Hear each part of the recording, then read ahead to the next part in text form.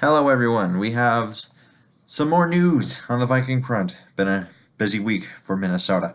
But yeah, so the first thing is Dan Bailey officially on the Vikings roster. 1 year, $2 million thing. And there were reports of him, turning down multiple offers. So I'm really hoping that him not signing anywhere right after he was cut and having these visits with teams and all these contract talks mostly because of money where they go like, oh no, we don't need you for $2-3 million. We can go get this guy who's like 750,000. So I'm kind of hoping that's more so the case than they brought him for a workout. It's like not the Dan Bailey that we know. But so I'm really hoping that's that one. And for his release, well, I guess for the room to be made on the roster, Stacey Coley was released, which doesn't surprise me too much given that I thought the signing of Aldrick Robinson could go into his touches, and I have read multiple things that say they want him on the practice squad. So don't be shocked if he's back, although I also wouldn't be surprised if he's not back.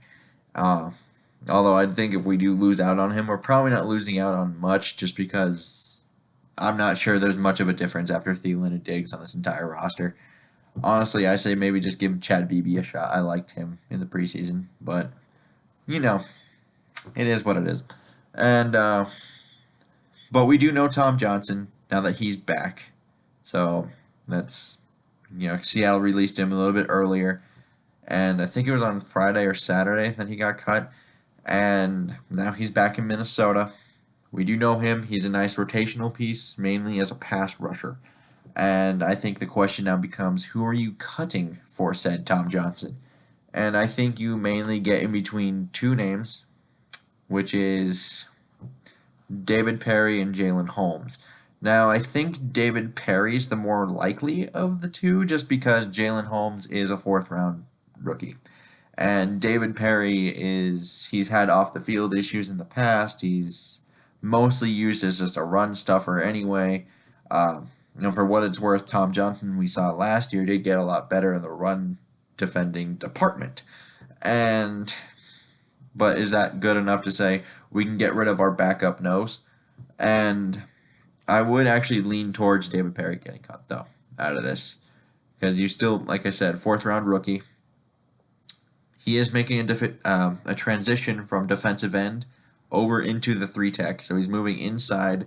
And I kind of figured that would take a year, maybe two, to kind of get him acclimated to that. Because there's not many defensive ends that can just like, oh no, I'm good here. Unless they're like 3-4 ends. And you're talking about a guy who's 6'5", 298 pounds. Like that guy might be able to flip inside. But a guy who comes in weighing 265, 270 might take a year, maybe a year and a half, two, to actually transition.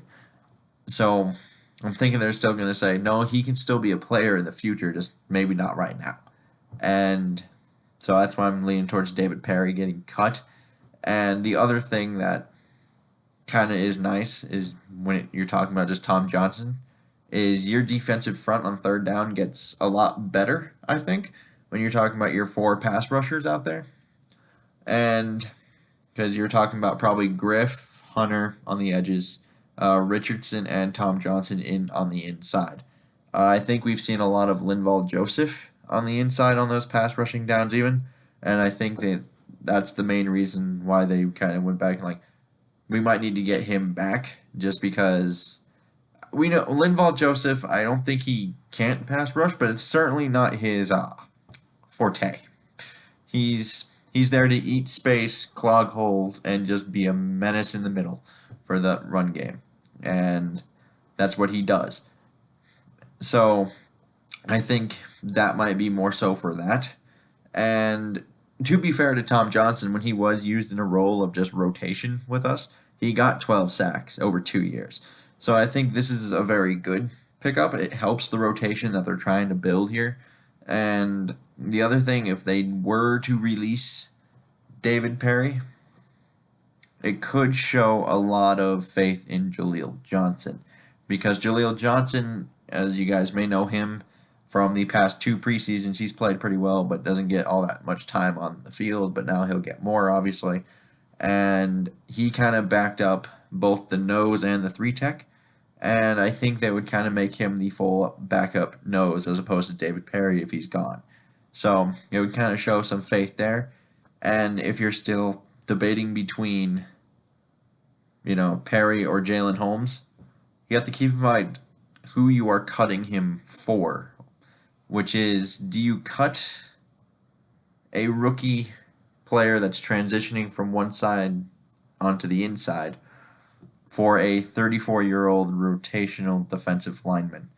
And I really don't think you do. I think that's where that becomes a problem, because I really think you kind of look at Jalen Holmes like, oh, he might not be good now, but come maybe a year or two from now, he might be a pretty good player. And I think you would be more willing to give up on David Perry, especially if you think Jaleel Johnson looks good enough to back up Linval Joseph. And yeah, I'd like to know what you guys think down below in the comments. And till next time, I bid y'all adieu.